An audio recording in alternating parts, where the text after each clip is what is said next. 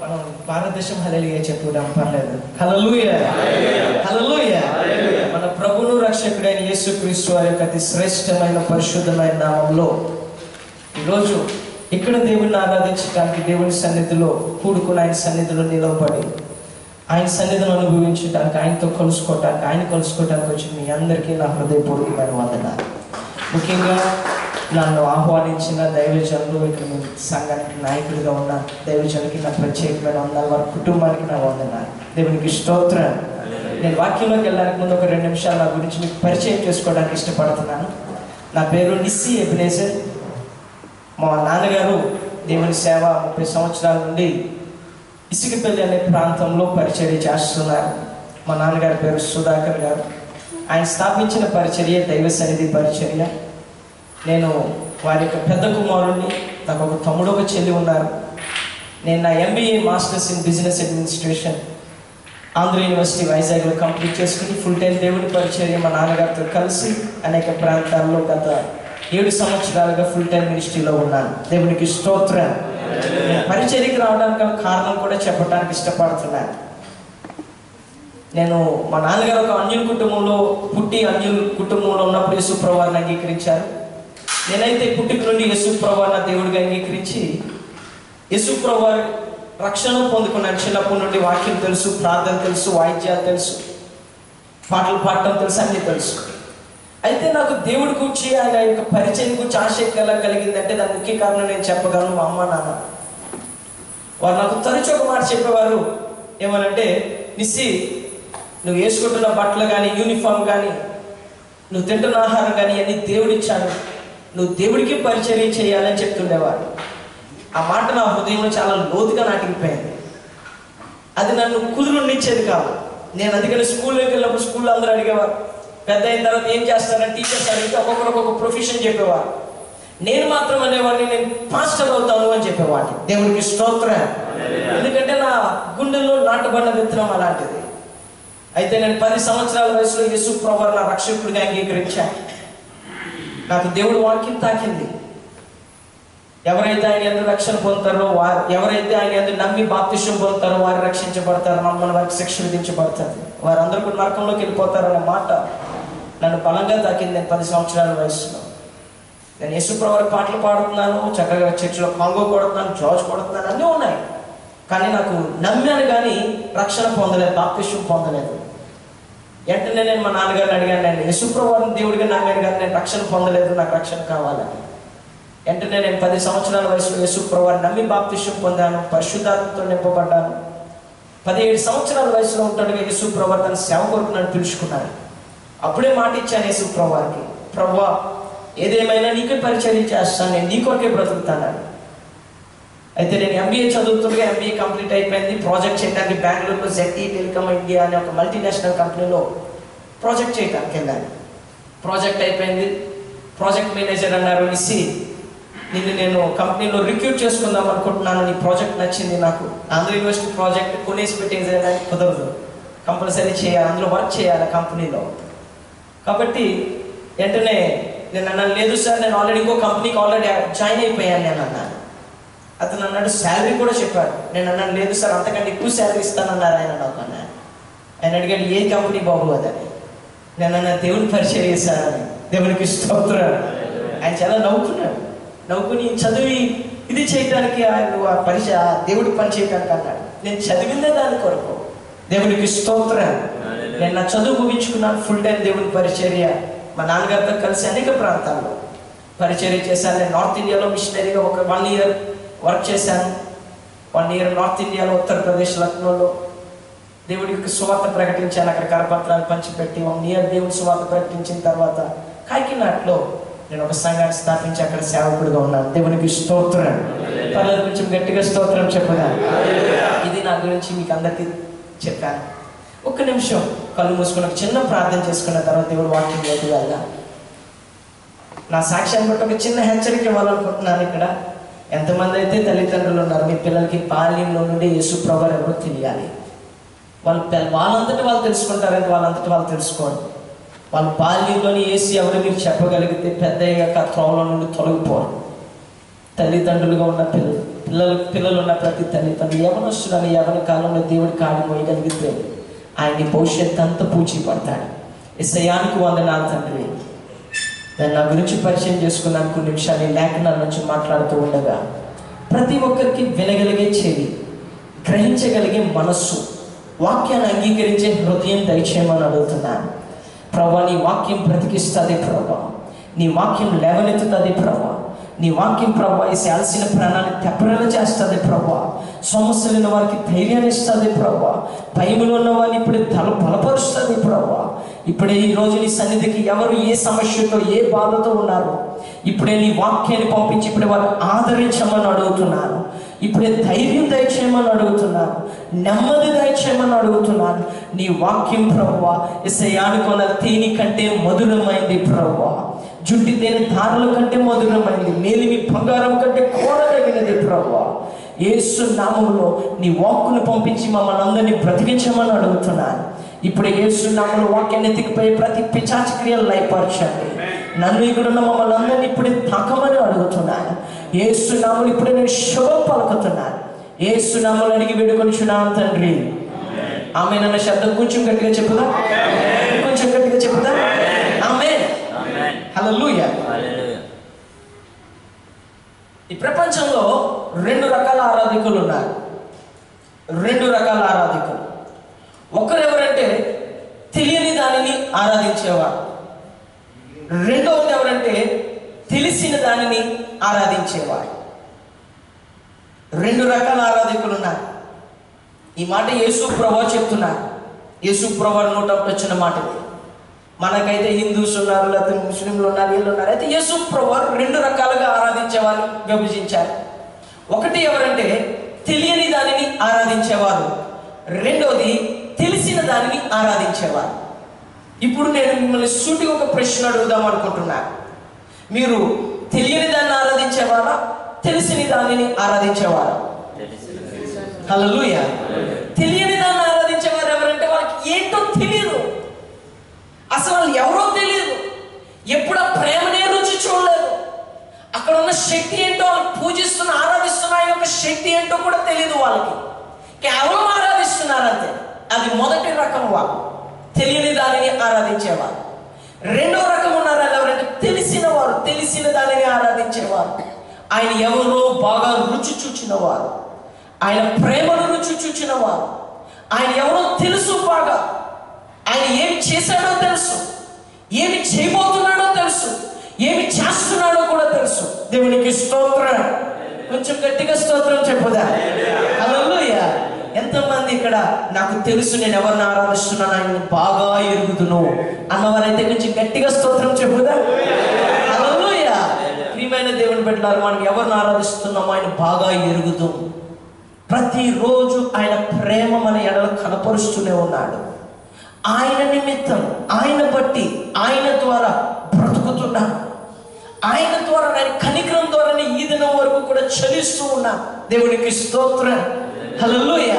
ఆయన ఏం చేయబోతున్నాడో కూడా తెలుసు. ఏం చేయబోతున్నాడంటే త్వరగా రాబోతున్నాడు మనల్ని అందరినీ తీసుకుని వెళ్ళటానికి. హల్లెలూయా.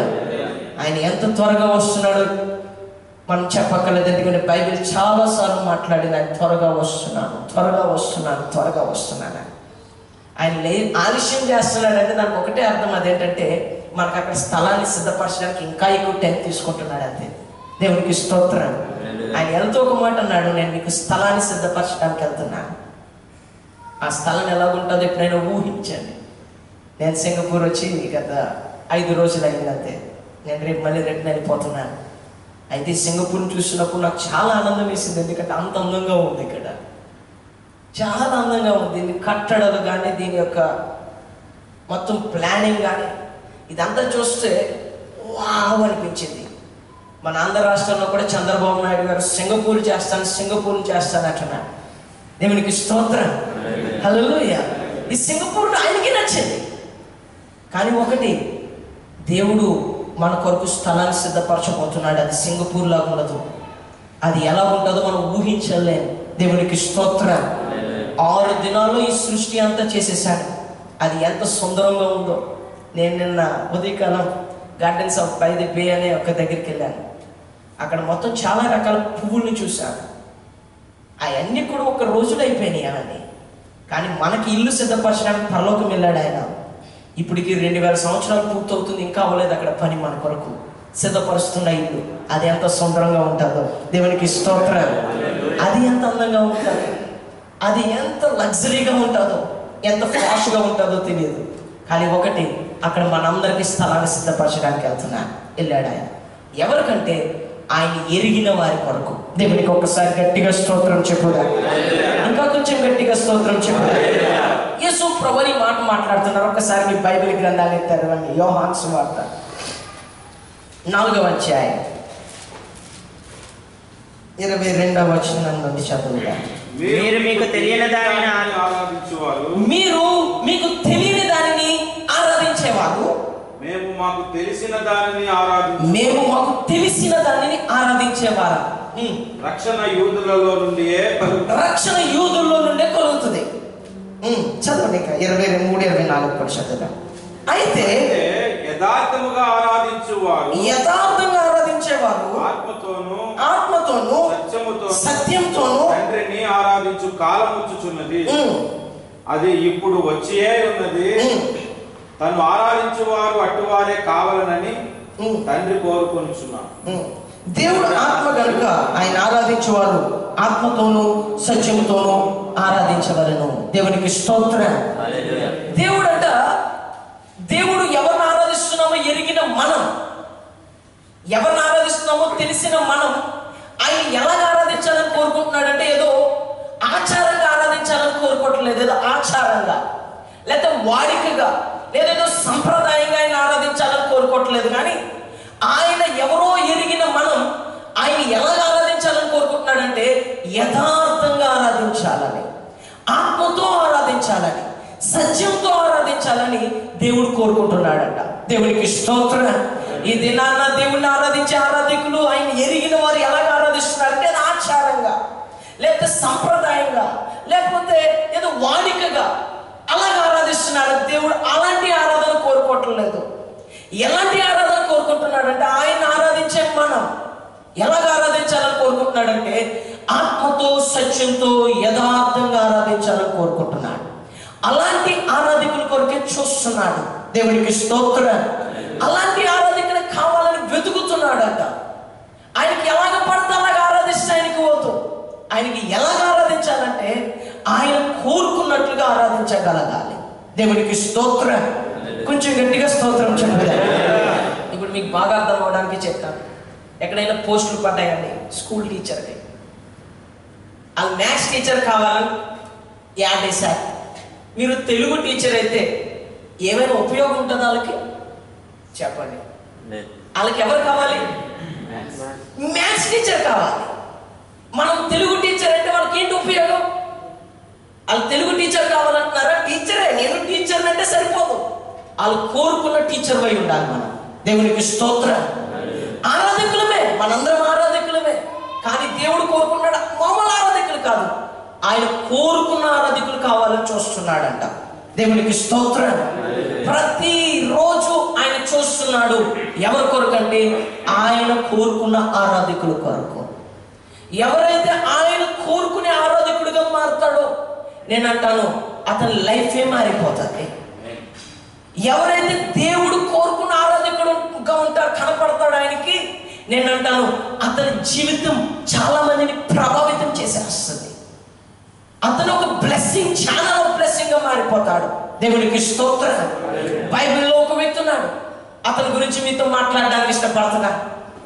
అతడు విశ్వాసులకే తండ్రి. ఎవరైనా సరే నేను విశ్వాసిని అంటే దేవుడు అంటున్నాడు నీకు తండ్రి ఎవరంటే అబ్రహాం అంటాడు. ఆయన పేరు విశ్వాసులకే తండ్రి, అతని పేరు అబ్రహాం. అతను ఆరాధించేవాడు ఒక అన్యుజనుడు, ఒక బొమ్మలను ఆరాధించుకున్న టైంలో దేవుడు అతను కనపడ్డాడు. దేవుడిని చూశాడు. వెంటనే దేవుడు ఎవరు ఎరిగాడు, దేవుడిని ఆరాధించడం ప్రారంభించాడు. అయితే దేవుడు ఒక దినాన్ని అతని దగ్గరికి వచ్చి దేవుడు అతనితో అంటాడు, అబ్రహాం నాకు నువ్వు ఎలా ఆరాధించాలంటే చూడండి, ఆది ఖండం చదువుదాం. ఆది ఖండం 22వ అధ్యాయం 3, 4, 5 వచనాలు చదువుదాం. తెల్లవారినప్పుడు అబ్రహాము లేచి తన గాడిదకు గంత కట్టి తన పనివారుల ఇద్దరిని తన కుమారుడు ఇస్సాకును వెంట పెట్టుకొని దహన బలి కొరకు కట్టెలు చీల్చి లేచి దేవుడు తనతో చెప్పిన చోటికి వెళ్ళాను. మూడవ నాడు అబ్రహాము కన్నులెత్తి దూరం నుండి ఆ చోటు చూచి తన పని వారితో, మీరు గాడిదతో ఇక్కడనే ఉండుడి, నేనును ఈ చిన్నవాడును అక్కడికి వెళ్ళి దేవునికి మ్రొక్కి లేకపోతే ఆరాధన చేసి మరలా మీ వద్దకు వస్తాను. దేవునికి స్తోత్రం. హల్లెలూయా. అబ్రహాము అనే దైవ వ్యక్తి ఉన్నాడు. అతనికి ఒక దినాన దేవుడు కనపడ్డాడు. దేవుడు అతని దగ్గరికి వచ్చి, అబ్రహాం, నేను కోరుకునే ఆరాధన చేయాలి. చెప్పండి ప్రభువా, ఎలాంటి ఆరాధన చేయమంటారు? దేవుడు అన్నాడు, అబ్రహాం, నీ ఒక్కడే ఉన్న కుమారుడు, నువ్వు ప్రేమించేవాడు, ఆయన పేరు ఇస్సాకు. ఆయన తీసుకుని నేను చూపించే పర్వతం మీద, మోరియా దేశంలో నేను చూపించే పర్వతం మీద వాడిని దహన బలిగా వేసి నాకు ఆరాధన చేయాలి. అబ్రహాంకి ఒక్కడే కొడుకండి. దేవుడు వాగ్దానం చేసిన కొడుకు. పుట్టక పుట్టాడు వాడు, ఆ ఇస్సాకు. ఇస్సాకు అనే పేరుకే నవ్వు. పుట్టక పుట్టాడేమో, అతను చూసినప్పుడల్లా, పిల్లోడిని చూసినప్పుడల్లా నవ్వేసుకుంటాడేమో, అందుకని నవ్వు అని పేరు పెట్టాడు ఆ పిల్లోడికి. దేవుడు అబ్బాయిని కూడా చాలా స్పెసిఫిక్ గా మాట్లాడుతాడు. నువ్వు ప్రేమిస్తున్న ఇస్సాకు, ఎంతో ప్రేమిస్తున్నాడు వాడిని, ఇస్సాకుని. ఎందుకంటే పెళ్ళైన తర్వాత చాలా ఏళ్ళ తర్వాత, తనకు వయసు 100 సంవత్సరాలప్పుడు పుట్టాడు. దేవునికి స్తోత్రం. ఇంచుమించుగా 25 సంవత్సరాలప్పుడు పెళ్లి చేసుకుంటే 75 సంవత్సరాలకు పిల్లోడు పుట్టాడు.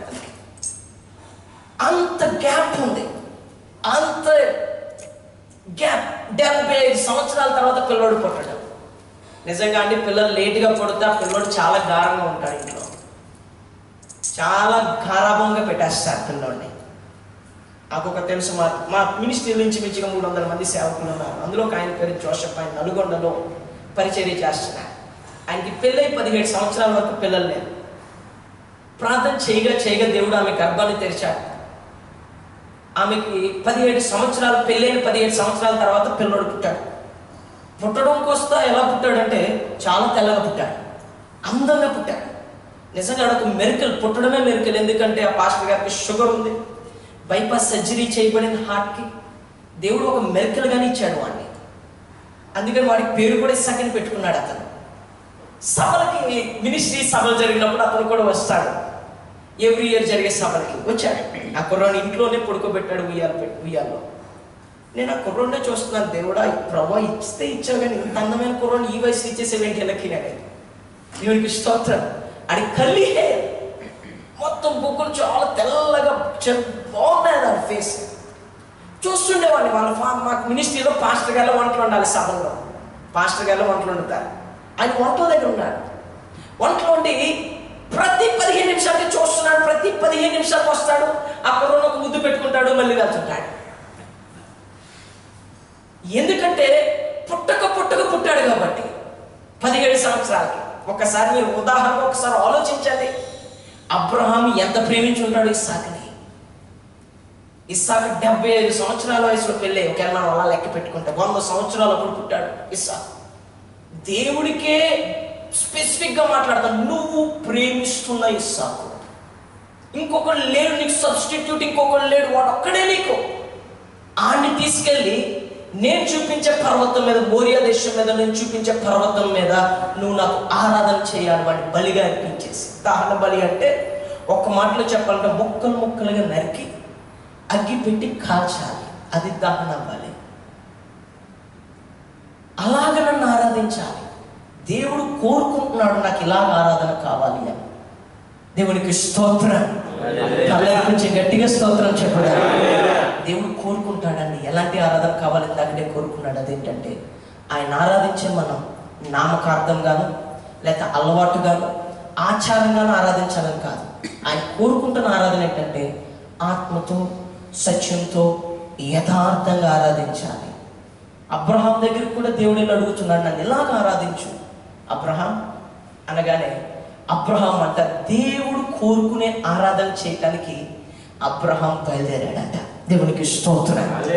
ఈరోజు నేను చెప్తాను సహోదరుడ, సహోదరి, అబ్రహాము దేవుడు కోరుకునే ఆరాధన చేయడానికి ఏ పనులైతే చేశాడో మనము అలాగే చేయగలిగితే నేనంటాను, అబ్రహామును ఆశీర్వదించిన దేవుడు, జనాలకి తండ్రిగా చేసిన దేవుడు, అబ్రహాం ద్వారా దేశాలన్నీ ఆశీర్వాదకరంగా మార్చేసిన దేవుడు మనల్ని కూడా ఒక బ్లెస్సింగ్గా మార్చేస్తాడు. మీరు సింగపూర్కి ఒక బ్లెస్సింగ్గా మారిపోతారు. నమ్మితే కొంచెం గట్టిగా స్తోత్రం చెప్పుదా. అబ్రహామును చేసిన దేవుడు మనల్ని ఎందుకు చేయడు? బైబిల్లో రాయబడిన అధ్యాయం చివరికి వస్తే, ఇందును బట్టి నేను నిన్ను ఆశీర్వదిస్తున్నాను అంటాడు అబ్రహాంతో. దేన్ని బట్టి అంటే నేను కోరుకునే ఆరాధన చేశాను కాబట్టి. ఈరోజు నేను చెప్పగలను, మనం కూడా అలాంటి ఆరాధన చేయగలిగితే నేనంటాను, దేవుడు తప్పకుండా ఆయనకి పక్షపాతం లేదు. యూదుడని గ్రీకు దేశస్థుడని, అబ్రహామని లేకపోతే మన పేరు మిస్సి అని ఆయనకి భేదం లేదు. ఎవరైనా ఆయన దృష్టిలో ఒకటే. ఎవరైతే ఆయన కోరుకునే ఆరాధన చేస్తారో, అబ్రహాముని ఎలాగ ఆశీర్వదించాడో మనల్ని అలాగ ఆశీర్వదిస్తాడు. నమ్మితే ఒకసారి గట్టిగా స్తోత్రం చెప్పుదా. ఇంకా కొంచెం గట్టిగా స్తోత్రం చెప్పుదా. రెండు చేతులెత్తి స్తోత్రం చెప్పుదా. హల్లెలూయా. ఆరాధన అంటే మీరు పాటలు పాడటం, వాయిద్యాలు వాయించడం, నేను ఆరాధన గురించి మాట్లాడట్లేదు. అది ఆరాధనలో భాగం మాత్రమే. ఆరాధన అంటే పూర్తిగా వేరు. అబ్రహాం ఆ ఆరాధన చేయడానికి ఏం చేశాడంటే, చదువుదాం ఒక్కసారి. ఎంతమంది అబ్రహాం లాగా నేను కూడా దేవుడు కోరుకునే ఆరాధన చేయడానికి ఇష్టపడుతున్నాను అన్నవారు ఉన్నారు? పర్లేదు, మీ చేతులు తగ్గించు. హల్లెలూయా. అయితే అబ్రహాం చేసిన ఆరాధన ఏంటో చూద్దాం ఒక్కసారి. మీ బైబిల్ గ్రంథం తెరవండి. అదే అధ్యాయం 22వ అధ్యాయం 3వ వచనం చదువుదాం. తెల్లవారినప్పుడు అబ్రహాము లేచి తన గాడిదకి గంత కట్టి తన పనివారిలో ఇద్దరిని తన కుమారుడు ఇస్సాకుని వెంట పెట్టుకొని దహన బలి కొరకు కట్టెలు చీల్చి లేచి దేవుడు తనతో చెప్పిన చోటుకు వెళ్ళాను. దేవునికి స్తోత్రం. అబ్రహాము దేవుడు కోరుకునే ఆరాధన చేయడానికి అబ్రహాం చేస్తున్న మొట్టమొదటి పని ఏంటంటే, తెల్లవారుగానే లేచిపోయాడంట. ఎక్కడికి దేని కొరకు లేచాడంటే, నేను అనుకుంటాను ఇక పడుకోలేదు, రాత్రి అంతా కొట్లు కొట్టుకుని ఉంటాడు. తెల్లవారుగానే ఆ కట్లన్నీ కట్టేసుకుంటున్నాడు, బయలుదేరుతున్నాడు. నాకు ఒకటే అర్థమవుతుంది, అబ్రహాం దేవుడు కోరుకునే ఆరాధన చేయడానికి అబ్రహాం చేస్తున్న మొట్టమొదటి పని ఏంటంటే, దేవుడికి మొదటి స్థానం ఇస్తున్నాడు. ఎప్పుడో మధ్యాహ్నం కాదు అతను చేస్తున్న పని, ఎప్పుడో సాయంకాలం కాదు, లెగటం పాపం. అతను చేస్తున్న మొట్టమొదటి పని ఏంటంటే, దేవుణ్ణి ఆరాధించడానికి బయలుదేరుతున్నాడు. నాకు ఒకటే అర్థమవుతుంది, అబ్రహాం దేవుడు కోరుకుని ఆరాధన చేయడానికి అబ్రహాం చేసిన మొట్టమొదటి పని ఏంటంటే, దేవుడికి మొదటి స్థానం ఇస్తున్నాడు. దేవునికి స్తోత్రం. ప్రియమైన సహోదరుడా, సహోదరి, ఈరోజు ఇక్కడ ఉన్నా నువ్వు, నేను ఒక మాట సూటిగా ఒక ప్రశ్న అడుగుతున్నాను. నేను ఎవరిని ఆరాధిస్తున్నానో బాగా తెలుసండి అని ఇందాక చెప్పినా, నువ్వు నీ జీవితంలో దేవుడికి మొదటి స్థానం ఇస్తున్నావా? ఆయనకి మొట్టమొదటి ప్రాధాన్యత ఉందా నీ లైఫ్లో? నీ జీవితంలో ఆయనే ముఖ్యమైన వ్యక్తిగా ఉన్నాడా? ఆయన ఎలా ఉన్నాడు నీ లైఫ్లో? నీ జీవితంలో ఆయన ఎవరికి మొదటి స్థానం ఉంది? బైబిల్లో దేవుడు కోరుకుంటున్న మొట్టమొదటి ఆజ్ఞ ఏంటంటే, నేను తప్ప వేరొక దేవుడే నీకు ఉండకూడదు. పైన ఆకాశం అంతే కానీ, కింద భూమి అంతే కానీ, భూమి కింద ఉండే నీళ్ళల్లో కానీ దేని రూపానికి నువ్వు సాగిన పడకూడదు. నేనే నీకు దేవుడిని, నేనే మొదట ఉండాలి, నా తర్వాత ఇంకెవరైనా. దేవుడిస్తున్న ఆజ్ఞ. దేవునికి స్తోత్రం. ప్రియమైన సహోదరుడు, పాత నిబంధనలోనే కాదు, కొత్త నిబంధనలోకి వచ్చిన తర్వాత దేవుడు ఇంకా విడమర్చాడు. చూడండి ఒకసారి చదువుదాం. 22వ అధ్యాయం మత్తయి సువార్త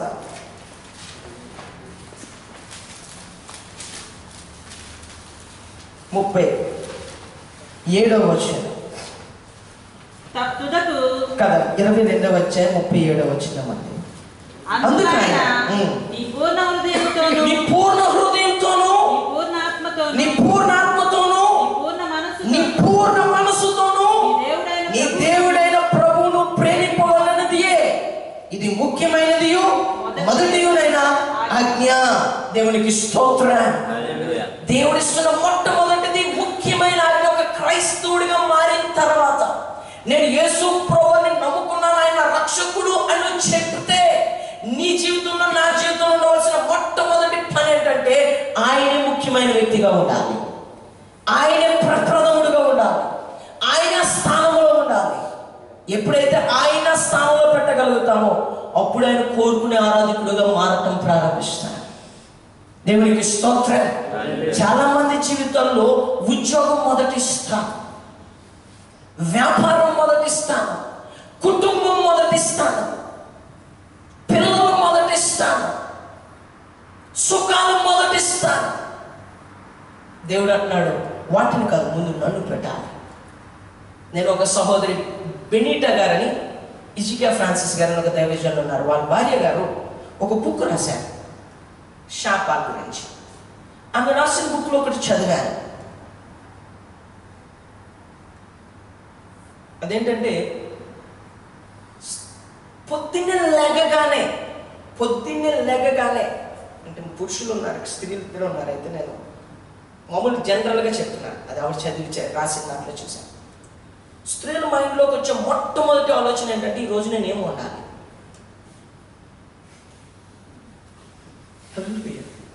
ఏమో నాకు ఎంతవరకు అది కరెక్టో తెలియదు, ఎందుకంటే అది ఒక లేడీ రాశారు, నేను దాన్ని నమ్మాలి, ఎందుకంటే ఆమె ఒక స్త్రీ. మొట్టమొదటి ఆలోచన ఏంటంటే ఈరోజు నేను ఏమి వండాలి, నా పిల్లలకి ఏం పెట్టాలి, లేకపోతే నా భర్తకి ఏమి వండాలి. పురుషులకి ఏముంటుంది మొదటి స్థానం చూడవచ్చు. ఈరోజు నేను జాబ్కి వెళ్తే ఎలా వెళ్ళాలి, లేకపోతే ఈరోజు నా బాస్ని ఎలా సాటిస్ఫై చేయాలి, ఈరోజు నేను ఏ పని చేయాలి. నేను అంటాను ఇవి ఏవి నీ లైఫ్లో మొదట ఉన్నా నువ్వు దేవుడు కోరుకున్న ఆరాధకుడికి ఎప్పటికీ మారలేవు. దేవుడు ఆరాధకులను చూడట్లేదు, ఆయన కోరుకున్న ఆరాధకులను చూస్తున్నాడు.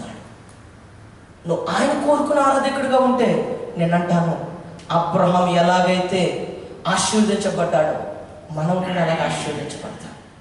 అబీమెలెకును ఒక రాజు వచ్చి అంటాడు, నువ్వు మా దేశానికి రావటం వల్ల మా దేశమే ఆశీర్వదించబడింది అంటాడు.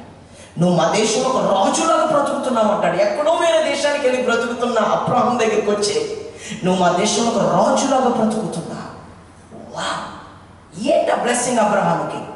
దేవుని తప్ప ఇంకెవరిని మొదట పెట్టలేదు అబ్రహాం లైఫ్లో. నేను అంటాను సహోదరుడా, ఒక్కసారి ఆలోచించు, నీ లైఫ్లో ఎవరు మొదటున్నారు? ఏది మొదటుంది? వ్యాపారం మొదటుందా, లేకపోతే ఉద్యోగం మొదటుందా, నీ పని పాటలు మొదటున్నాయా? ఏది మొదట పెట్టినా నేను అంటాను అదే నీకు ఒక శాపం అయిపోతుంది. దేవుని మొదట పెట్టు, ఆటోమేటిక్గా నీ పన్నన్నింటిలో బ్లెస్సింగ్ని చూడగలుగుతా. నా లైఫ్లో ఒక చిన్న సాక్ష్యం చెప్తాను. నేను 10th క్లాస్ చదువుతున్నాను. 10th క్లాస్ చదివే టైంలో మాకు 3 ఆరాధనలు జరుగుతాయి. కాకినాడలో, తర్వాత అంబర్ వెళ్ళే ఒక ప్రాంతం ఇసుకపల్లిలో. పొద్దున్న 8 గంటలకు మా నాన్నగారితో వెళ్ళేవాడిని. ఆయన వాక్యం చెప్తే నేను సండే స్కూల్ చెప్పేవాడిని, చిన్నపిల్లలందరికీ సండే స్కూల్ నడిపించేవాడిని. అది పొద్దున్న 8 గంటలకైతే సాయంత్రం ఒక 6 అయిపోతుంది. అందరినీ దర్శించి ఆ తర్వాత లాస్ట్లో అందరితో మాట్లాడి పంపించేటప్పటికి నాకు 10th క్లాస్ ఎగ్జామ్స్. మా నాన్నగారితో అన్నాను, నాన్నగారు నేను 10th క్లాస్ ఎగ్జామ్స్ కదా, నేను కాకినాడ చర్చికి అక్కడ చర్చికి రాను, మధ్యాహ్నం సర్వీస్లో ఉంటాను, మార్నింగ్ 2 సర్వీస్లో ఉండను నేను. మా నాన్నగారు అన్నారు, లేదు నిస్సి, కాకినాడ సర్వీస్లో నువ్వు రాకపోతే సండే స్కూల్ ఎవరు నడుపుతారు, మామూలుగా వచ్చి సండే స్కూల్ నడిపించాను అన్నారు. నేను యాజ్ ఇట్ ఈస్గా ఆయనతో పాటు కాకినాడ వెళ్ళిపోయాను, సండే స్కూల్ నడిపించాను. తర్వాత అంబరవెల్లి వచ్చాము, అక్కడ సండే స్కూల్ నడిపించాను. ఇసుకపల్లి వచ్చేటప్పుడు మధ్యాహ్నం అయిపోయింది. నేను అన్నాను, నాన్నగారు అండి కాకినాడ 2 సండే స్కూల్ నడిపించాను కదా అంబరవెల్లిలో కూడా, ఇప్పుడు నేను చదువుకుంటాను, రేపు మ్యాథ్స్ ఎగ్జామ్ నాకు. మా నాన్నగారు అన్నారు, సండే స్కూల్ నడిపించావు కానీ వాక్యం వినలేదు కదా, ఇప్పుడు కూర్చొని వాక్యం విను అన్నారు. ఓకే అని చెప్పి ఆరాధనలో కూర్చున్నాను. చాలా విసుక్కుపోయాను, చిరాకు కూడా వేసింది. నాన్నగారికి ఏం తెలుసు 10th క్లాస్ ఎగ్జామ్స్ అంటే, ఇది ఫెయిల్ అవుతే కానీ లేకపోతే తక్కువ మార్కులు వస్తే నేను అడుగుతాను, నాన్నగారిని అడుగుదాం, చెప్తాంలే నాన్నగారికి చెప్తాం అనుకుంటూ చాలా అసహనంగానే కూర్చున్నాను. ఆరాధన అయిపోయాను, అలసిపోయాను, బాగా అలసిపోయాను. చూస్తున్నాను, కూర్చున్నాను, ఏదో రాస్తున్నాను, అలాగే పడుకుని పోయాను. తెల్లవారుజామున బయలుదేరాను, ఎగ్జామ్ హాల్కి వెళ్ళిపోయాను. ఏమి రాశానో తెలియదు, మొత్తం రాశాను. నాకున్న ఒక అలవాటు ఏంటంటే ఏ క్వశ్చన్ వదలదు, టైం ఉంటే చాయిస్లు కూడా రాస్తాను. కాబట్టి మొత్తం అంతా రాసి పడేశాను. రిజల్ట్ వచ్చేసింది. అనుకుంటున్నాను ఎలా వస్తుంది రిజల్ట్, ఏదో రాశాను చూద్దాంలే అనుకున్నాను. రిజల్ట్ వచ్చింది, చూస్తున్నాను. అసలు మ్యాథ్స్ ఎగ్జామ్ ఎలాగొచ్చిందో చూస్తుంటే షాక్ అయిపోయాను. ఎందుకంటే నాకు మ్యాథ్స్ 100కి 100 వచ్చేసినాయి. దేవుని కొంచెం గట్టిగా స్తోత్రం చెప్పేదా. హల్లెలూయా. అబద్ధం చెప్పట్లేదు. అప్పుడు గ్రేడ్లు లేవు, మార్కులు వచ్చేది. ఇప్పుడైతే పాయింట్లు ఇస్తున్నారు. అప్పుడు పాయింట్లో డైరెక్ట్ మార్క్సే. 100 out of 100 షాక్ అయిపోయాను. ఎందుకు ఈ మాట చెప్తున్నానంటే, దేవుడికి మొదటి స్థానం ఇస్తే ఆయన ఎప్పుడు మనల్ని సిగ్గుపడనివ్వడు. దేవునికి స్తోత్రం. నువ్వు దేవుడికి స్థానం ఇచ్చి నీ ఉద్యోగం తర్వాత పెట్టు, మొదట దేవుడికి నీ ప్రిఫరెన్స్ నీ లైఫ్లో. నేను అంటాను, నువ్వెప్పుడూ సిగ్గుపడవు. సిగ్గుపడేలాగా దేవుడు ఎప్పుడూ చేయడు. ఆయనకి మొదటి స్థానం ఇవ్వగలిగితే దేవునికి స్తోత్రం. ఎందుకంటే దేవుడు అంటున్నాడు, ఇదే క్రైస్తవుడి జీవితంలో ఉండవలసిన ముఖ్యమైన పని. మొట్టమొదటి పని అదేంటంటే, నేను మొదట ఉండాలి వాళ్ళ లైఫ్లో, వాళ్ళ జీవితంలో నేను మొదట ఉండాలి.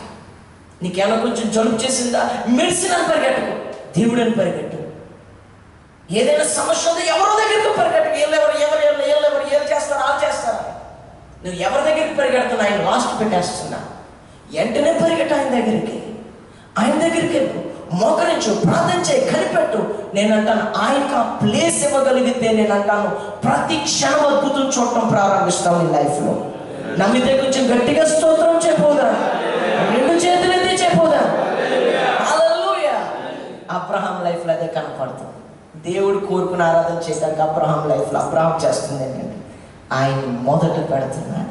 దేవుడికి స్తోత్రం. రెండోది అబ్రహాం చేస్తాను, ఇంకొక 2 పనులు చెప్పి నేను ముగించేస్తాను. రెండోది అబ్రహాం లైఫ్లో రెండోది ఏంటి కనపడుతుందో చూడండి. 4వ వచనం.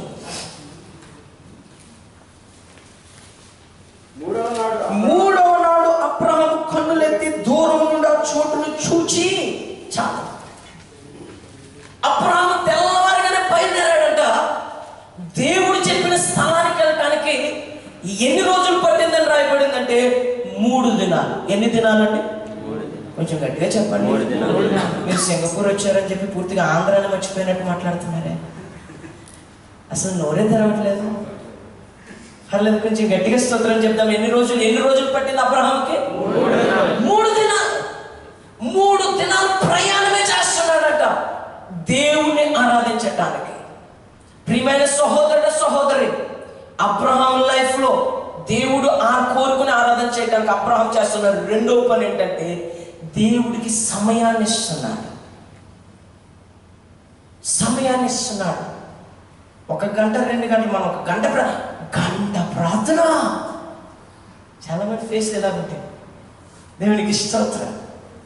అబ్రహాం అంటే దేవుడు కోరుకుని ఆరాధన చేయడానికి 3 దినాల సమయం ఇస్తున్నాడు. ఒక్క నిమిషం నేను సూటిగా ఒక ప్రశ్న అడుగుతాను. నీ రోజులో దేవుడికి ఇచ్చే సమయం ఎంత? దేవుడికి ఇచ్చే సమయం ఎంత? ఒకసారి ఆలోచించండి. కొంతమంది ప్రార్థన చేయడానికి కూడా టైం ఉండదు. ఎంత బిజీ అంటే, నేను ఒక బ్రదర్ని కలిసాను. ఆయన అంటాడు, ఇక్కడ మేము 12 hours వర్క్ చేయాలంటే, ఐటీ కంపెనీలో పని చేస్తున్నాను, మేము ఇక్కడ 12 hours వర్క్ చేయాలని అన్నాడు. ఇండియాలో అయితే 8 hours కానీ ఇక్కడ 12 hours అన్నాడు. అంత బిజీ అయిపోతాం. ఎంత బిజీ అయిపోతున్నారంటే, మోకరించడానికి కూడా టైం ఉండక ఒక మోకాలు ఎత్తాడు దేవుడి దగ్గరికి వెళ్ళాము. మంచం మీద ఇంకో మోకాలు ఎలాగ పెట్టి, ఇంకో మోకాలు మంచం మీద పెట్టి ఇలాగ పడి, ప్రభువా నీకు తెలుసు కదా నేను ఎంత బిజీ ఉంటానే, మంచిగా నిద్రండి. ఇంకొంతమంది ఇంకా బిజీ వాళ్ళు. దేవుడికి మోకరించడానికి కూడా టైం లేక పడుకుని నెత్తి మీద నుంచి ముసుగేసుకుని, ప్రభువా మోకరించడానికి కూడా టైం లేదు, నేను ఎంత బిజీయో తెలుసు కదా మీకు. ప్రియమైన సహోదరుడ సహోదరి, 1 నిమిషం ఆలోచించు. నీ లైఫ్లో దేవుడికి ఎంత టైం ఇస్తున్నావు? తూర్పు దేశంలోని జ్ఞానులు వచ్చారంట. వాళ్ళేమి సామాన్యమైన వ్యక్తులు కాదండి, జ్ఞానులు, ఒక శాస్త్రవేత్తలు. వాళ్ళు దేవుణ్ణి చూడటానికి ఎన్ని దినాలు ప్రయాణం చేశారని, 1.5 సంవత్సరం ప్రయాణం చేసి వచ్చారని చరిత్ర చెప్తుంది. వాళ్ళు మనకలాగే ఉద్యోగాలు కాదు, శాస్త్రవేత్తలు, ఖగోళ శాస్త్రవేత్తలు. అన్ని పక్కన పెట్టేసి మేము రక్షకుని చూడాలంతే. దేవునికి స్తోత్రం. నేనంటాను, వాళ్ళు ఏమైనా దేవుడు వాళ్ళు అంత సమయం ఇచ్చినందుకు దేవుడు ఏమైనా వాళ్ళని చులకనగా చేసేసాడా? బైబిల్ యేసు ప్రభువు పుట్టి గురించి మాట్లాడిన ప్రతిసారి ఆ 3 వాళ్ళ గురించి మాట్లాడుతూనే ఉండాలి. దేవుడు అలా హెచ్చించేశాడు, వాళ్ళని సమయం ఇచ్చాడు. ప్రియమైన సహోదరుడా, సహోదరి, నీ లైఫ్లో దేవుడికి సమయం ఇస్తున్నావా? నువ్వు సమయం ఇస్తేనే కానీ నేను అంటాను దేవుడి యొక్క బ్లెస్సింగ్స్ చూడలేదు. ప్రార్థన చేసుకోవడానికి దినానికి సమయం లేదు, బైబిల్ చదవడానికి సమయం లేదు. ఎంత సమయం లేదంటే బైబిల్ ఎలా తీయడానికి సమయం లేదు, క్యాలెండర్లోనే చదివేస్తారు. అక్కడ క్యాలెండర్లో ఇస్తుంటారు కదా చిన్న చిన్న వాక్యాలు, రోజులు, అందులో చదువుతారు. బైబిల్ చదవటానికి ఇంకొంతమంది కొంచెం టైం ఉంటుంది, అంతే లైకి మాట తక్కువ ఏది వస్తుంది. బైబిల్ ఒక వాడిగా చదవటం నేర్చుకోగలగాలి. నువ్వు దేవుడి వాక్యానికి, ఆయనతో మాట్లాడడానికి ఎంత టైం ఇస్తే నేను అంటాను నీ పనిలో అంత ఫ్రూట్ఫుల్నెస్ను చూడటం ప్రారంభిస్తాను. నేను ఒక చిన్న కథ చెప్తాను. ఇద్దరు యవనస్తులు అంటే అడవికి వెళ్ళారట, కర్రలు కొట్టుకోవడానికి వెళ్ళారట. ఇద్దరు యవనస్తులు కూడా కర్రలు కొట్టుకొని తిరిగి వస్తున్న టైంలో వాళ్ళు చూస్తున్నాడంట ఒక వ్యక్తి దూరం నుండి. వాళ్ళ నెత్తి మీద గంపలు చూస్తుంటే ఒకడు చెమటలు కార్చుకుంటూ నెత్తి మీద చిన్న మూట పెట్టుకుని వచ్చాడట. ఇంకొకడు పెద్ద మూట నెత్తి మీద పెట్టుకుని దజ్జాగా వస్తున్నాడట. వాడిని చూసిన యవనస్తుడు, ఏంట్రా ఇదేదో గ్యాంబ్లింగ్ జరిగినట్టుంది, ఎంత అలసిపోయినా సరే చిన్న మూట నెత్తి మీద ఉంది. ఆడేమో దజ్జాగా ఇంత పెద్ద మూట పెట్టుకున్నాడు, ఏం అలసిపోలేదు, చెమట్లు కూడా లేవు వాడికి. రేపొద్దున అసలు చూద్దాం ఏం చేస్తున్నారు అనుకుని మరుసటి రోజు పొద్దున్న పొలాలు కొట్టుకోవడానికి అంతా వీళ్ళతో పాటు వెళ్ళాడంట. వాడు కూడా ఆ మొదటోడు చిన్న మూట తెచ్చుకున్న వాడిని చూస్తున్నాడంట, వాళ్ళు ఎలా కొడుతున్నాడా. 4-5 చెట్లు చూసుకున్నాడట, అంతే గొడ్డలు తీశాడంట, కొట్టడమే ప్రారంభించాడంట, చెత్త కొట్టాడంట ఆ చెట్టుని. మధ్యాహ్నం ఒక చెట్టు పడిందంట, గబగబ అన్నం తిన్నాడంట, రెస్టే తీసుకోలేదంట, మళ్ళీ కొట్టాడంట. సాయంత్రానికి ఇంకో చెట్టు పడిందంట, 2 చెట్లు నరుక్కుని తీసుకొచ్చాడంట. అవతల ఎవరు వస్తే ఏం చేస్తున్నాడని అవతలని చూస్తే వాడంట చూశాడంట, 4-5 చెట్లు చూసుకున్నాడంట, గొడ్డలు తీశాడంట, ఒక 10 నిమిషాలు కొట్టాడంట. ఏం చేస్తున్నాడంటే కూర్చున్నాడంట, అక్కడ ఒక రాయి ఉందంట, దాని మీద అలా సాన పెడుతున్నాడంట, ఆ గొడ్డలు లాపం అవుతున్నాడంట. మళ్ళీ ఒక 10 నిమిషాల తర్వాత మళ్ళీ కొడుతున్నాడంట. 2-3 దెబ్బలకు ఒక్కొక్క చెట్టు పడిపోతుందంట. దేవునికి స్తోత్రం. ఇప్పుడు నాకు చెప్పాలి, ఎవరు బాగా కష్టపడుతున్నారు? ముందుడే కష్టపడుతున్నాడు. అయితే ఏమి లేదంటే గొడ్డలకి సాన పెట్టడానికి ఆడి దగ్గర సమయం లేదు. 2 కూడా అంత కష్టపడట్లేదు, కానీ ప్రాముఖ్యమైన దానికి సమయాన్ని ఇస్తున్నాడు. అదేంటంటే సాన పెడుతున్నాడు. గొడ్డలు పదునెక్కుతుంది, 2-3 దెబ్బలకు ఒక్కొక్క చెట్టు పడిపోతుంది. నేను అంటాను, నువ్వు ఎంత కష్టపడినా దేవుడికి సమయం ఇవ్వకపోతే నీ కష్టార్జితం అంతా వ్యర్థమే. బైబిల్లో రాయబడిన 128వ కీర్తన, యెహోవా యందు భయభక్తులు కలిగిన వారు ఎలాగ ఆశీర్వదించబడతారు. ఎలాగ ఆశీర్వదించబడతారు? వారి కష్టార్జితం వారు అనుభవించడం ప్రారంభిస్తారు. వారి పిల్లలు ఒలివ మొక్కల్లా ఉంటారు, వారి భార్య లోగిట ద్రాక్షావళిలా ఉంటుంది. ఎవరైతే దేవుడికి ఇలాంటి సమయాన్ని ఇస్తాడో వాడి పనిలో వాడు ఇలాగ ఆశీర్వదించబడతాడు. నేను అంటాను సహోదరుడా, నీ జీవితంలో దేవుడికి ఎంత సమయం ఇస్తున్నా? ఒక దైవజనులు ఒక మాట అన్నారు, నీ డబ్బులో దశంభాగం ఇచ్చినట్లే నీ సమయంలో కూడా దేవుడికి దశంభాగం ఇవ్వాలి. రోజుకి 24 గంటలు, కనీసం ఒక 2.5 గంటలు నువ్వు దేవుడికి ఇవ్వలేకపోతే నేను అంటాను నువ్వు దేవుడికి సమయం ఇస్తున్నట్లు కాదు. ఒక 2.5 గంటలన్నా దేవుడితో గడపగలగాలి. బైబిల్లో దేవుడికి సమయం ఇవ్వకపోతే దేవుడికి చాలా కోపం వచ్చేస్తుంది. దేవుడికి సమయం ఇవ్వకపోతే, ఒక రాజు గారు ఉన్నారంట, మత్తయి సువార్త 22వ అధ్యాయంలో కనపడతాడు ఆయన. ఆ రాజుగారు కొడుకు పెళ్ళి అంటారు. ఆ కొడుకు పెళ్ళికి వెళ్ళినప్పుడు అందరికి ఇన్విటేషన్ పంపించాడంట. ఒక్కొక్కడు ఒక్కొక్క షాపు చెప్పాడంట, నాకు టైం లేదు, నేను పెళ్లి చేసుకున్నా నాకు టైం లేదు, నేను ఎద్దులు కొనుక్కున్నా నాకు టైం లేదు, నేను పొలం కొనుక్కున్నా నాకు టైం లేదు. రాజుగారికి చాలా కోపం వచ్చిందంట. తన బంధువులు పిలిచి అన్నాడంట, వెళ్ళి వాళ్ళందరినీ చంపేయండి, ఎందుకంటే నేను పిలిస్తే నాకే టైం లేదన్నారు వాళ్ళు.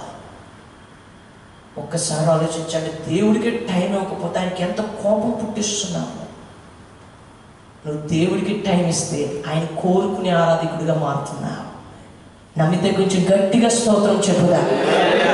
హల్లెలూయా. దేవుడికి టైం ఇవ్వాలి. మీ పక్కవారికి ఒక చిన్న షేక్ హ్యాండ్ ఇచ్చేలా చెప్పండి, నువ్వు దేవుడికి టైం ఇవ్వాలి.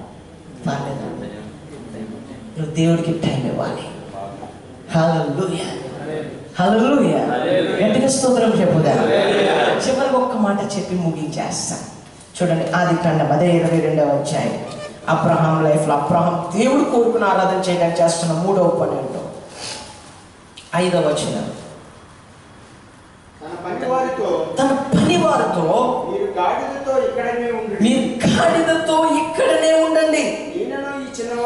నేనును ఈ చిన్నవాడు అక్కడికి వెళ్ళి మృక్కి మరలా మీ వద్దకు వచ్చేదమని చెప్పి. దేవునికి స్తోత్రం. కొంచెం గట్టిగా 2 చేతులు ఎత్తి స్తోత్రం చెప్పుదా. హల్లెలూయా. అబ్రహాం దేవుడు కోరుకునే ఆరాధన చేయడానికి అబ్రహాం చేస్తున్న పని ఏంటంటే, మూడోది తను తాను ప్రత్యేకించుకుంటున్నాడు. ఆ పని వారు అన్నారు, మీరు ఎక్కడ ఉండండి, మీరు రాకండి, నేను నా కొడుకు వెళ్ళి దేవుణ్ణి ఆరాధించుకుని వస్తాను. ఒక మాటలో ఏం చేస్తున్నాడంటే ప్రత్యేకించుకుంటున్నాడు.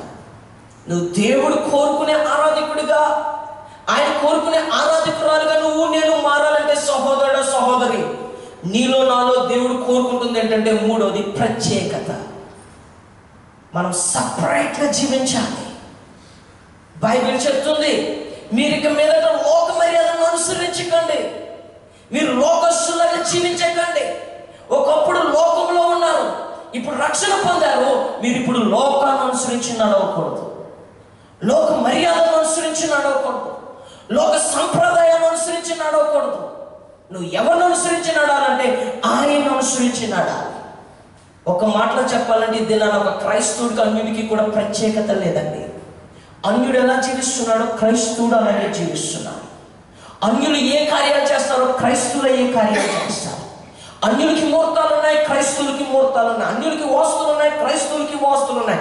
అన్యులకి ఎదుర్లు ఉన్నాయి, క్రైస్తవుడికి ఎదుర్లు ఉన్నాయి. ప్రత్యేకత ఏది? Hello hallelujah. గట్టిగా మాట్లాడానా? Praise the lord. హల్లెలూయా. మిమ్మల్ని నొప్పిస్తే మీరు ఏమనుకున్నా ప్రాబ్లం లేదు, ఎందుకంటే నేను వాక్యంగానే మాట్లాడాలి. దేవునికి స్తోత్రం. ప్రత్యేకత లేకపోతే నువ్వు దేవుణ్ణి అస్సలు సంతోష పెట్టలేవు. బైబిల్లో దేవుడు అంటున్నాడు, నేను పరిశుద్ధుని కాబట్టి నువ్వు పరిశుద్ధంగానే ఉండాలి. ఐగుప్తు నుండి ఇశ్రాయేలుని తీసుకొస్తూ దేవుడు అంటున్నాడు, నేను నా ఆచారాలను అనుసరించాలి. ఐగుప్తు దేశపు ఆచారాలను అనుసరించకూడదు, మీరు వెళ్ళబోతున్న కానాను దేశపు ఆచారాలను అనుసరించకూడదు. మీరు ఏ ఆచారాలను అనుసరించాలంటే నేను ఇచ్చిన ఆజ్ఞలను అనుసరించి నడవాలి. లేవియాకాండం 20వ అధ్యాయంలో కనపడతాది. దేవునికి స్తోత్రం. ప్రియమైన సహోదరుడా, నీలో ప్రత్యేకత ఉందా? నీలో ప్రత్యేకత ఉందా? ఒక అన్యుడు మోసం చేస్తాడు, క్రైస్తవుడు మోసం చేస్తాడు. ఏది ప్రత్యేకత? ఒక అన్యుడు సినిమాలు చూస్తాడు, క్రైస్తవుడు సినిమాలు చూస్తాడు. ఏది ప్రత్యేకత? ఒక అన్యుడు బూతులు ఆడుతున్నాడు, క్రైస్తవుడు బూతులు ఆడుతున్నాడు. ఏది ప్రత్యేకత? నేనంటాను, దేవుడు పరిశుద్ధుడు. ఆయన్ని ఆరాధించాలంటే మూడోది మనలో దేవుడు కోరుకుంటుంది ఏంటంటే పరిశుద్ధతను కోరుకుంటున్నాడు. నువ్వు ఎంత పరిశుద్ధంగా ఉంటావో నేనంటాను అంత దేవుడికి దగ్గరైపోతా. బైబిల్లో దేవుడు ఒక మాట చెప్తున్నాడు. ఏమనంటే చూడండి, కొరింథీయులకు రాసిన 2వ పత్రిక 6వ అధ్యాయం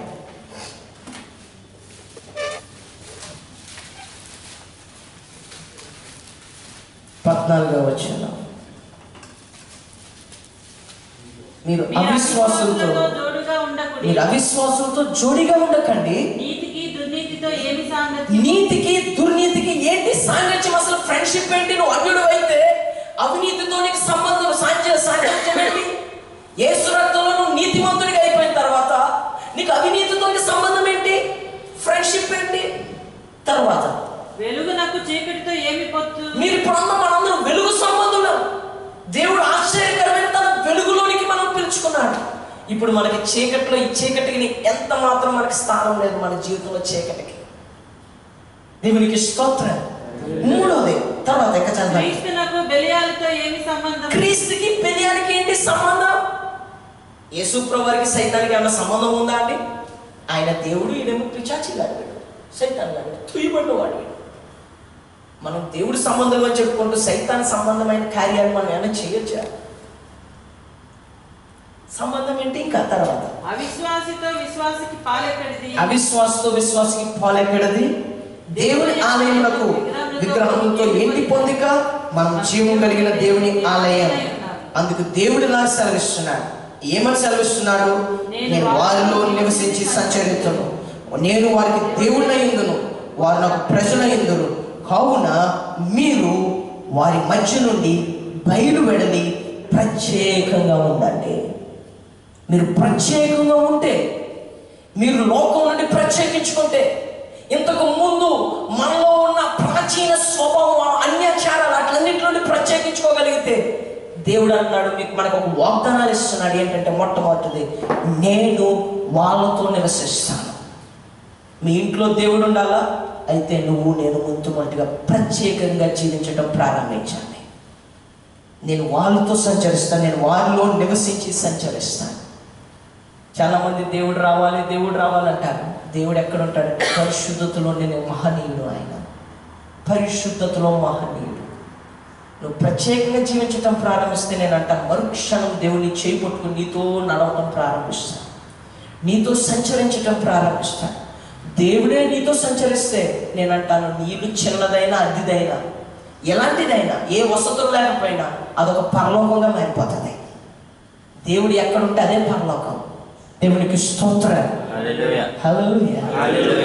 ఎంతమందికి పరలోకం భూమి మీద చూడాలని ఉందండి? చాలా మంది సేవకులు అంటారు పరలోకం భూమి మీదకి వస్తుంది. నేనంటాను తప్పకుండా వస్తుంది. ఎందుకు రాదు? దేవుడు ఎక్కడుంటే అదే పరలోకం.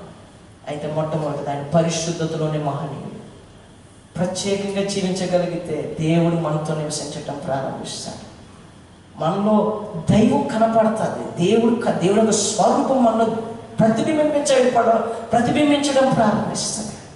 దేవునికి స్తోత్రం. రెండోది, నేను వారికి దేవుడిని ఉంటాను. మనం చెప్పడం కాదు, యేసుప్రభుని నమ్ముకున్నానండి, యేసుప్రభుని నమ్ముకున్నాను మనం చెప్పడం కాదు. దేవుడే చెప్తాడంట నేను వాళ్ళకి దేవుణ్ణి అని. దేవుడు సాక్ష్యం ఇస్తాడు. ఇప్పుడు ఒక మాట మీకు చెప్తాను, మా అందరితో ఆంధ్రాయే కదా. ఒకవేళ చంద్రబాబు నాయుడు గారు నాకు తెలుసాను కానీ ఇక్కడికి వచ్చి చెప్పానంటే మీరేమంటారండి? మీకేంటండి? మాకు తెలుసు ఆయన మా ఆంధ్ర రాష్ట్రానికి ముఖ్యమంత్రి అంటారా? అన్నారా? హలో, అదే చంద్రబాబు నాయుడు గారు నాకు నిశ్చి తెలుసు అన్నాడు అనుకోండి, నా హోదాయే మారిపోతుంది. నేను అనుకుంటాను ఒకవేళ ఆయన గారు నిజంగా అన్నాడంటే నా ఇంటికి గ్యారంటీ చాలా లెటర్లు వచ్చేస్తాయి. ఉద్యోగాలు ఇప్పించండి, మా గురించి రికమెండేషన్ గురించి మాట్లాడండి, హోదా స్టేటస్ పెరిగిపోతుంది. నేను అంటాను నువ్వు దేవుడిని, నాకు యేసుప్రభు దేవుడు అని చెప్పడం కాదు, దేవుడే చెప్తాడంటే యేసుప్రభు చెప్తాడు నేను వాళ్ళకి దేవుణ్ణి అని. ఎవరికంటే పరిశుద్ధంగా జీవించే వారికి. మనం పరిశుద్ధంగా జీవిస్తే ఆటోమేటిక్గా ప్రజలు చెప్తారు వీడు క్రైస్తవుడు అండి అని. ఈ దినాన్ని అలాంటి సాక్ష్యం ఈ దినాన్ని క్రైస్తవులు సంపాదించుకుంటున్నారా? అది మాత్రమే కాదు, ఇంకా దేవుడిస్తున్న వాగ్దానాలు చూడండి.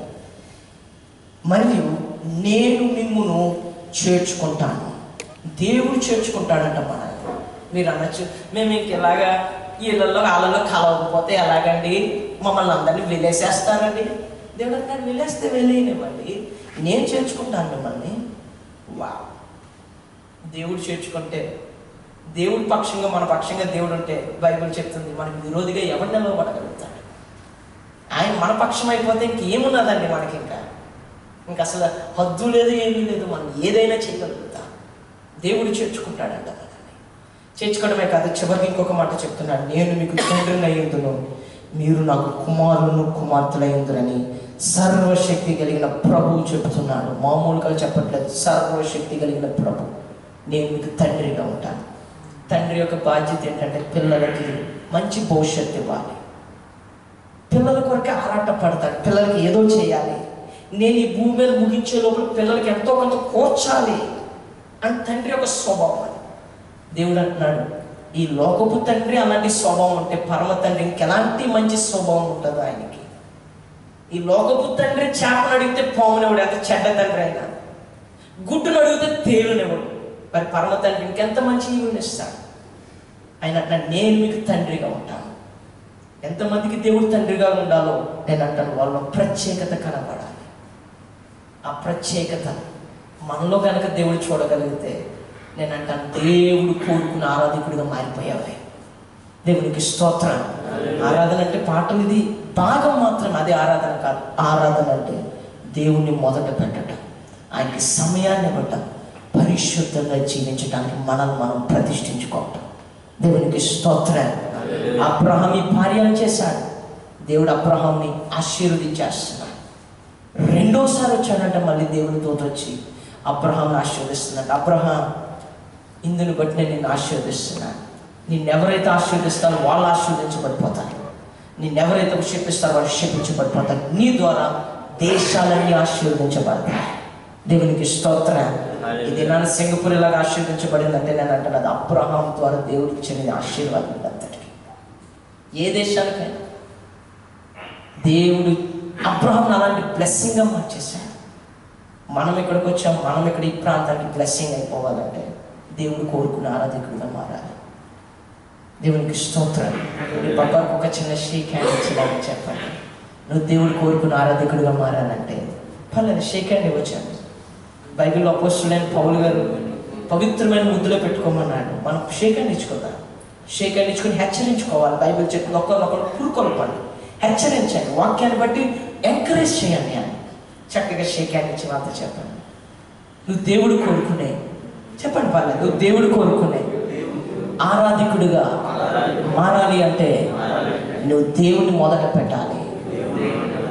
నువ్వు దేవుడికి సమయాన్ని ఇవ్వాలి, ప్రత్యేకంగా జీవించాలి.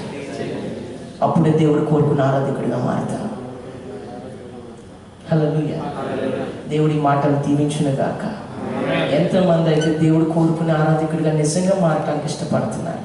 మీరందరూ లేచి నిలబడి ఒక చిన్న ప్రార్థన చేద్దాం. వాక్యాన్ని బట్టి ప్రభువా, నువ్వు కోరుకునే ఆరాధికుడిగా నేను ఉండటానికి ఇష్టపడుతున్నాను.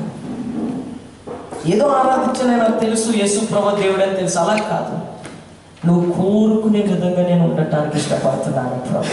నువ్వు కోరుకునే ఆరాధికుడిగా, ఆరాధికురాలుగా నేను ఉండటానికి ఇష్టపడుతున్నాను అని నువ్వు దేవుడికి నిజంగా చెప్పగలిగితే దేవుడు ఆ స్వరం వినడానికి ఇష్టపడుతున్నాడు. ఎందుకంటే దేవుడు చూస్తున్నాడంట అట్టి వారు కావాలని, అలాంటి వారు కావాలని దేవుడు ఎదురు చూస్తున్నాడంట.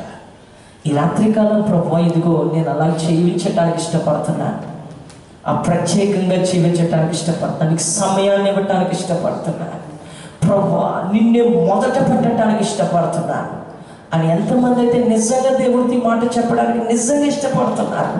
మీరు నోరు తెరిచి మాట్లాడండి. నోరు తెరిచి ప్రభువా, నేను ఇక్కడ నుండి నిన్నే మొదట పెడతాను. ఇప్పుడు వరకు బంధువుల్ని పెట్టాను మొదట, ఉద్యోగాన్ని పెట్టాను మొదట.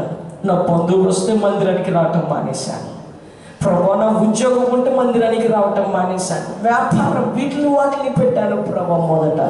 ఇక్కడ నుండి అలాగే చేయండి. నిన్ను మొదట పెడతాను, నిన్నే ప్రప్రథముడిగా చేసుకుంటాను, నిన్నే ముఖ్యమైన వ్యక్తిగా చేసుకుంటాను. నా జీవితంలో నువ్వే మొదటి వాడివి ప్రభువా, నువ్వే కడపటి వాడివి, నువ్వే నా జీవితంలో ఆది అంతం ప్రభువా. నిన్నే మొదట పెట్టుకోవడానికి ఇష్టపడుతున్నాను. ఇక్కడ నుండి నీకే నా లైఫ్లో ప్రాధాన్యత ఇస్తాను, నీకు ఇంపార్టెన్స్ ఇస్తాను ప్రభువా, నీకు సమయాన్ని ఇస్తాను ప్రభువా. ఇప్పటి వరకు సమయం ఇవ్వలేదు ప్రభువా, సమయం లేదు అనుకుంటున్నాను కానీ నా బిజీ షెడ్యూల్లో నీకు సమయం ఇవ్వక ప్రభువా నాకు ఆశీర్వాదాలన్నీ కోల్పోయాను. నీకు సమయాన్ని ఇస్తాను ప్రభువా, నీతో గడుపుతాను ప్రభువా, నీతో సమయం గడుపుతాను ప్రభువా. ప్రభువా నేను ఇక్కడ నుండి ప్రత్యేకంగా జీవిస్తాను, పరిశుద్ధంగా జీవిస్తాను, నన్ను నేను పరిశుద్ధంగా కట్టుకుంటాను ప్రభువా. మాట్లాడండి, యేసయ్యతో మాట్లాడండి. ఎవరైతే నిజంగా ఇలాంటి తీర్మానం చేసుకోవడం నిజంగా ఇష్టపడుతున్నారో నేను అంటాను పరలోకం సంతోషిస్తున్న సమయం ఇది, పరలోకం సంతోషిస్తున్న సమయం ఇది. ఎందుకంటే దేవుడికి అట్టివారు కావాలి, దేవుడికి ఇట్టివారు కావాలి, దేవుడికి సమయాన్ని ఇచ్చేవారు కావాలి, దేవుడిని మొదలు పెట్టేవారు కావాలి, పరిశుద్ధంగా జీవించేవారు కావాలి దేవుడికి. ఈ దినాల్లో పరిశుద్ధత కరువైపోయింది, ఈ దినాల్లో ప్రత్యేకత కరువైపోయింది. దేవుడు చూస్తున్నాడు, క్రైస్తవుల కోసం కాదు పరిశుద్ధుల కొరకు చూస్తున్నాడు ఆయన. దేవుడు ప్రత్యేకంగా జీవించే వారి కొరకు చూస్తున్నాడు, సమయాన్ని ఇచ్చేవారి కొరకు చూస్తున్నాడు, దేవుడిని మొదట పెట్టే వారి కొరకు చూస్తున్నాడు. ప్రభువా నేను ఇక్కడ నుండి ఇలా జీవించడానికి ఇష్టపడుతున్నాను అని ఎంతమంది అయితే నిజంగా అంటే ఒక మంచి తీర్మానం చేసుకున్నారు వారిని చేతులు పైకెత్తండి. పరిశుద్ధాత్మ దేవుడు ఇప్పుడు ఆ చేతులను బలపరచడానికి ఇష్టపడుతున్నాడు. మన మంచి సహాయకుడు పరిశుద్ధాత్మ దేవుడు, పరిశుద్ధాత్మ దేవుడు మనల్ని నడిపిస్తాడు. మన నాయకుడు, మన నావికుడు ఒక తీర్మానం చేసుకుని మన చేతులెత్తి పరిశుద్ధాత్మ అలా చేపట్టుకో, నేను ఇక్కడ నుండి నీకు సమయం ఇవ్వటానికి, దేవుని యేసు ప్రభువుని మొదట పెట్టడానికి, పరిశుద్ధంగా జీవించడానికి ఇప్పుడైనా నడిపించండి పరిశుద్ధాత్మ. నా చేయి పట్టుకోండి పరిశుద్ధాత్మడా. నా తండ్రి యొక్క ఇమేజ్ లో ఆయన చిత్తానుసారంగా నన్ను నడిపించండి పరిశుద్ధాత్మడా అని ఎంతమంది అయితే చెప్పడానికి ఇష్టపడతాం, మీ చేతులు పనులకు వైపుకి చాపండి. పరిశుద్ధాత్మ దేవుడు ఇప్పుడు ఆ చేతుల్ని బలపరచడానికి ఇష్టపడుతున్నాను. పరిశుద్ధాత్మ దేవుడు మన సత్యములో సర్వ సత్యంలో నడిపించేవాడు పరిశుద్ధాత్మ దేవుడు. పరిశుద్ధాత్మ దేవుడు మనల్ని నడిపిస్తాడు. మనకు మంచి స్నేహితుడు ఆయన, మనకి మంచి బోధకుడు ఆయన. బోధిస్తాడు, ఎలా ఉండాలి అలా ఉండాలని బోధిస్తాడు ఆయన.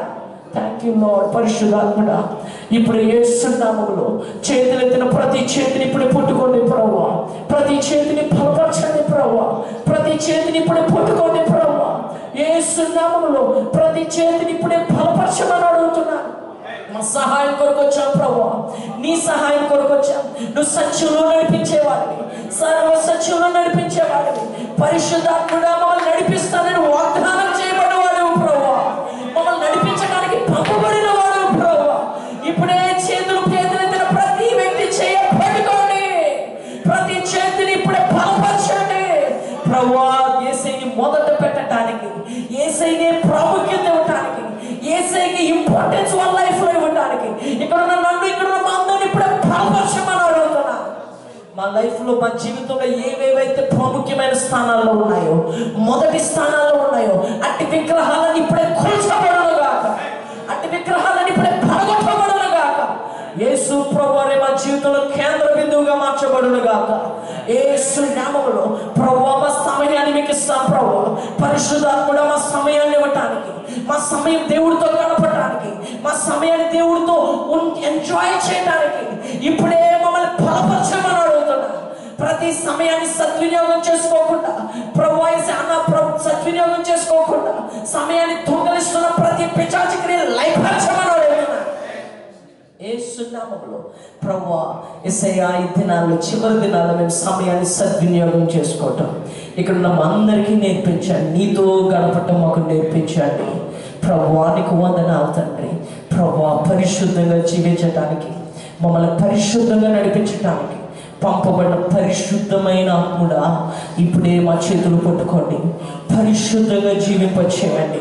పరిశుద్ధంగా ఉండటానికి, ప్రత్యేకంగా ఉండటానికి యేసు ప్రభువు ఎలాగైతే ప్రత్యేకంగా ఉన్నాడో, పాపులలో చేరక ప్రత్యేకంగా ఎలాగున్నాడో మేము అలాగే ప్రత్యేకంగా జీవించగలగాలి ప్రభువా. ఇప్పుడే మా చేతుల్ని బలపరచమని అడుగుతున్నా. ఏ లోక సంబంధమైన ఏ ఆచారాలు మమ్మల్ని అంటనివ్వకండి ప్రభువా. ఏ లోకంలో ఉన్న ఏ విధమైన వ్యసనాలు మమ్మల్ని అంటనివ్వకండి ప్రభువా. ఏ పాపం అంటనివ్వకండి ప్రభువా. ఏ లోక సంప్రదాయాలు అంటనివ్వకండి ప్రభువా. మేము పరిశుద్ధంగా జీవించటానికి, పవిత్రంగా జీవించటానికి ప్రభువా, నిర్దోషమైన పవిత్రమైన సంఘంగా ప్రభువా, డాగు మచ్చ కలంకం వంటిది ఏది లేకుండా మహిమ గల సంఘంగా మేము సిద్ధపడటానికి ఇక్కడ మమ్మల్ని అందరినీ అలాగే బలపరచమని అడుగుతున్నాను. Thank you lord. ప్రభువా యేసయ్యా ఈ సమయంలో మా అందరితో మాట్లాడాలి ప్రభువా. నీకు వందనాలు చెల్లిస్తున్నాను. నాకు ఇచ్చిన ఈ సమయం కొరకు స్తోత్రాలు. నన్ను ఆహ్వానించిన ప్రభువా నీ సేవకులు ముట్టండి, వారి కుటుంబాన్ని దీవించమని అడుగుతున్నాను. ఇక్కడ నీ బిడ్డలందరికీ నేను శుభం పలుకుతున్నాను. అందరికీ శాంతి, సమాధానం, నెమ్మది, ఆరోగ్యం దయచేయండి. ఎవరు ఏ పరిపాట్లు ఉన్నారో ప్రభా వేసే వారికి కూడా నేను శుభం పలుకుతున్నాను ప్రభా. ఈ వాక్యం అందరి లైఫ్లో ఫలింపచేయండి. యేసు నామములో అడుగుచున్నాం తండ్రి. ఆమేన్. నన్ను శబ్దం గురించి గట్టిగా చెప్పుదా.